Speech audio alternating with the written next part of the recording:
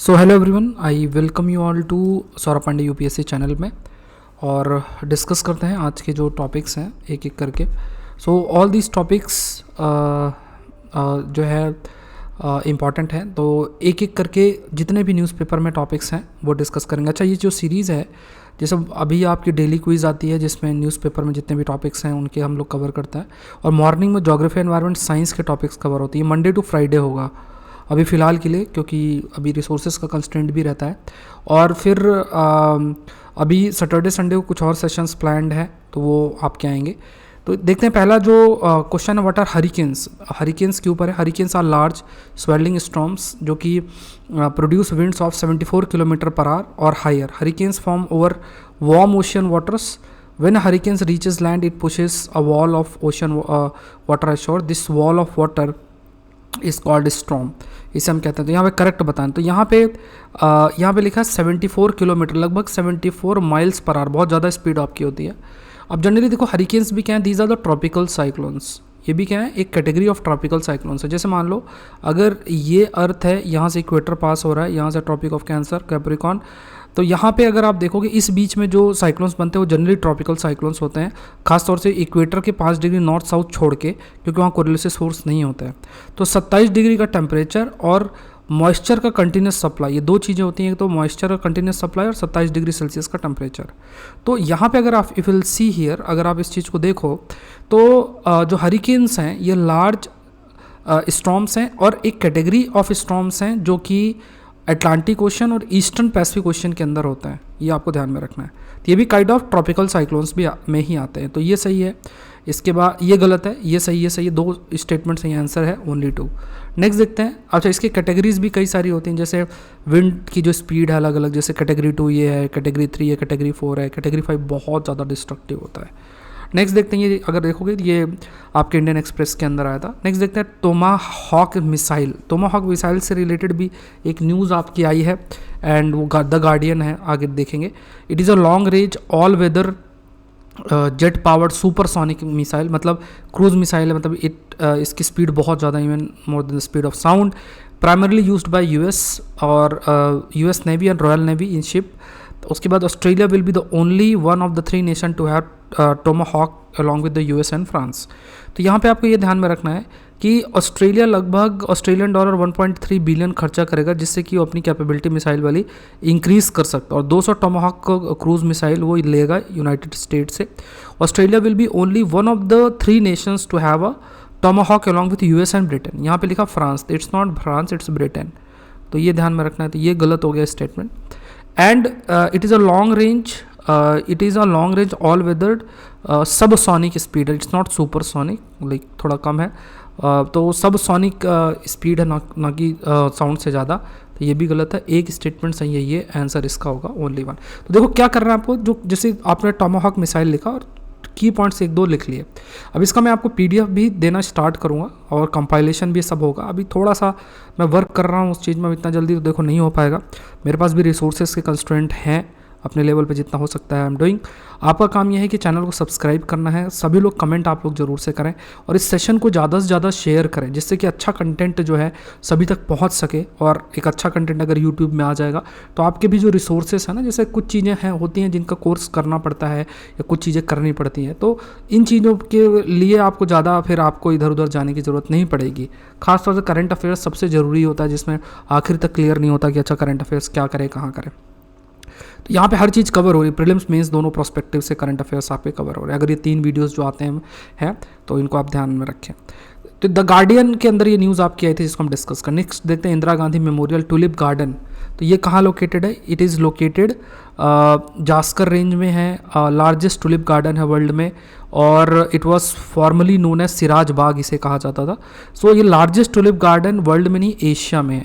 तो टुलिप ये इनका जो गार्डन है ये एशिया के अंदर है।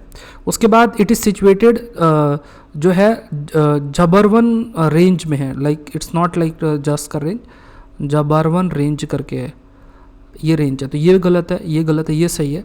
तो एक ही स्टेटमेंट सही है, ओनली 1 आंसर होगा। तो ये भी हिंदुस्तान टाइम्स के अंदर आया, इसलिए हम डिस्कस कर रहे हैं। नेक्स्ट देखते हैं नेशनल डिजास्टर रिस्पांस फंड के ऊपर है। It is defined in section 46 of the disaster management act. ये भी टॉपिक आपका इकोनॉमिक टाइम्स का है। It is defined in the section 46 of the Disaster Management Act 2005 as a fund managed by the central government for meeting the expenses for energy emergency response, relief, rehabilitation due to any threatening disaster situation or disaster. NDRF is constituted to supplement the fund of the state disaster response fund of the state to facilitate immediate relief in the case of calamities of the severe nature. NDRF is financed through a levy of cess on certain items chargeable to exercise and custom duty approved annually through the finance bill. तो correct जो है वो आपको बताना है। तो यहाँ पे आप देख लो कि national disaster response fund NDRF जिसे आप कहते हैं, तो ये डिफाइंड है सेक्शन 46 में डिजास्टर मैनेजमेंट एक्ट 2005 के अंदर। और ये जो फंड है मैनेज सेंट्रल गवर्नमेंट के द्वारा किया जाता है, जैसे जो भी डिजास्टर आता है उसका रिलीफ रिस्पांस जो कार्य है उसके लिए ये स्टेट डिजास्टर रिस्पांस फंड को सप्लीमेंट करता है, एड ऑन करता है। और ये जो फाइनेंस्ड है कैसे होता है, जैसे मान लो कई सारे जैसे आइटम्स हैं उनमें चार्जेस और सेस चार्जेस और टैक्स और सब लगा के जो पैसा इकट्ठा होता है वो उस फंड में डाला जाता है। तो यहाँ तीनों ही स्टेटमेंट आपके इसके सही हैं। तो ये अगर आप देखोगे तो इकोनॉमिक टाइम्स के अंदर ये आपकी जो न्यूज़ है वो आपकी पब्लिश हुई है, जिसके बेस में क्वेश्चन आपका फ्रेम किया गया है। नेक्स्ट देखते हैं, ये हिंदू में भी हमने डिस्कस किया था, acoustic side channel attack cyber security के लिए बहुत इंपॉर्टेंट है। So side channel attack are a method of hacking or cryptographic algorithm based on the analysis of auxiliary system used in the encryption method. In ASCA, the sound of clicks generated by a keyboard is used to analyze keystrokes and interpret what is being typed to leak the sensitive information. These attacks are particularly dangerous as the acoustic sound from a keyboards are not only readily available but also because their misuse is understood by the user. तो correct आपको बताना है। तो देखो ये जो है एकाउस्टिक side attack भी जिसे हम कहते हैं, जैसे मान लो जो भी जैसे मान लो फ़ोन है उसका एमिशन, या फिर अगर ये कीपैड है आप दबा रहे हो तो उसके साउंड को रीड कर लेना, और फिर अगर किस बटन में कितना साउंड आता है उस बेसिस में जान जाना कि अच्छा आप क्या टाइप कर रहे हो। तो ये आपका अकाउस्टिक साउंड से रिलेटेड है। और साइड चैनल अटैक इसी से है, मतलब acoustic side channel basically sound जो आपका आता है उसको हम कहते हैं। ये साउंड के बेसिस में जैसे कीबोर्ड का टाइप कर रहे हो और उसका जो साउंड आएगा तो वो अकाउस्टिक साइड चैनल अटैक के कंसिडरेशन में होगा।